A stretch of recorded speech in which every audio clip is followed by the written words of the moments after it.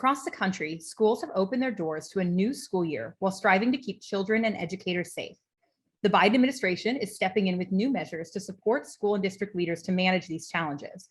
Last week was also a busy week on Capitol Hill. House committees began releasing text for their portions of the $3.5 trillion budget resolution, the Build Back Better Act, including major proposals to lower the cost of childcare and higher education and close the homework gap.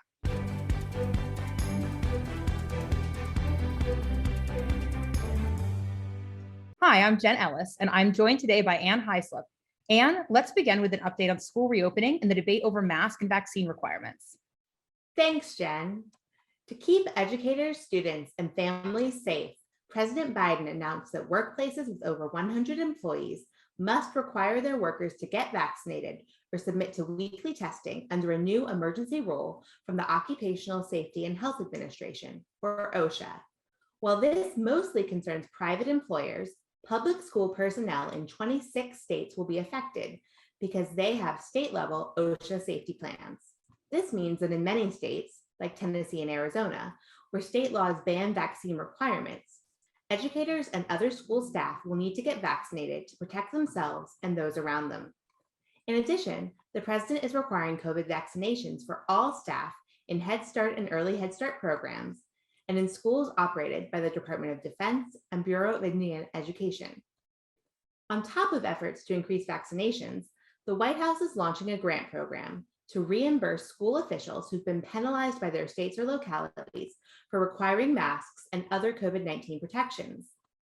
Under the program, leaders who've taken such measures will have their pay restored by the federal government. The Education Department has also opened a civil rights investigation in 6 states to determine whether states prohibiting universal mask requirements in schools are violating the rights of students with disabilities to receive equal educational opportunities. Specifically, Title II of the Americans with Disabilities Act and Section 504 of the Rehabilitation Act of 1973 require schools to provide a free and adequate public education to students with disabilities, many of whom have increased risk of severe illness from COVID-19. We'll keep you posted on the probe's findings. Funds from the American Rescue Plan and other relief packages can be used to help schools implement COVID mitigation strategies. But until recently, the Department of Education hadn't announced how it planned to track state and district spending. As we covered on our last Federal Flash, the agency issued a proposed data collection for Elementary and Secondary School Emergency Relief Fund, or ESSER, to gather info on how relief funds are used. All4Ed, along with several civil rights and education equity partners, applauded the effort and submitted recommendations to improve the data collection. We urge the department to enhance the data's focus on how relief funds target the needs of individual student groups, including Black and Brown students, students from low-income backgrounds, students with disabilities, English learners, and students experiencing homelessness, and to expand the types of strategies it will be tracking to support students' academic, social, and emotional recovery. Meanwhile, on Capitol Hill, House committees will complete their budget proposals this week for the $3.5 trillion Build Back Better Act. As we've shared previously, the plan includes an additional 4 years of free public education, $450 billion for universal pre-K for all 3 and 4-year-olds, and $111 billion for 2 years of free community college.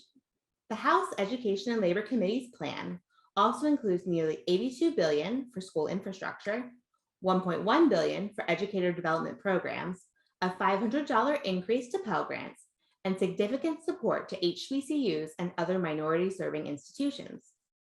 Plus, it gives deferred action for childhood arrivals and temporary protected status recipients access to federal student aid. During the pandemic, college enrollment has dropped 7%, and 270,000 fewer students have applied for federal student aid since 2019, with the greatest decreases among low-income students and students of color. The decline in FAFSA completion for students from high-poverty high schools was 11%, compared to only 3% from low-poverty high schools. Similarly, community college enrollment for Black and Latino students fell about 15%, while the decline was nearly 20% for Native American students.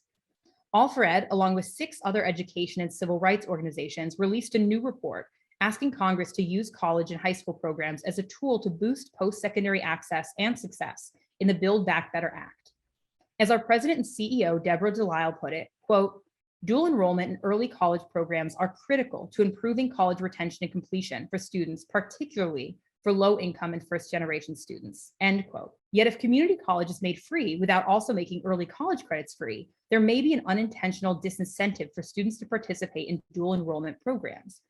We're pleased to see dual and concurrent enrollment in early college high schools included in the legislation as an allowable use of funds if states have federal funds remaining after providing free community college tuition, and in the new college retention and completion program. However, we recommend also allowing high school students to be eligible to receive a limited number of free transferable credits through the free community college program. All4Ed further urges Congress to include activities to support the transition from high school to higher education in funds promoting college retention and completion in the Build Back Better Act. These programs have been shown to improve college access and persistence, especially for students from historically underserved groups. Funding should be available for enhanced college advising, summer bridge programs, financial aid and college application counseling, and other activities with a track record of improving post-secondary success. In addition, the House Energy and Commerce Committee proposed an additional $4 billion for the Emergency Connectivity Fund in the Build Back Better Act. Earlier this month, the Federal Communications Commission announced over $5 billion of the initial $7.17 billion for the program has been requested during the first application window. These requests will provide over 9 million connected devices and 5.4 million broadband connections nationwide. All4Ed, along with the National Indian Education Association, the National Urban League, and Unidos US, have called on Democratic leaders to include over $40 billion over the next 5 years in continued funding for the program, as proposed in the Success Act. This will keep children connected and help close the homework gap permanently. Once House committees complete their work, negotiations with the White House and Senate will ensue to reach a final deal on the reconciliation package, which could involve scaling back these proposals to satisfy Senate rules or more moderate senators whose votes are needed to secure the final passage. In negotiating the final higher education proposals, one more key player will be at the U.S. Department of Education.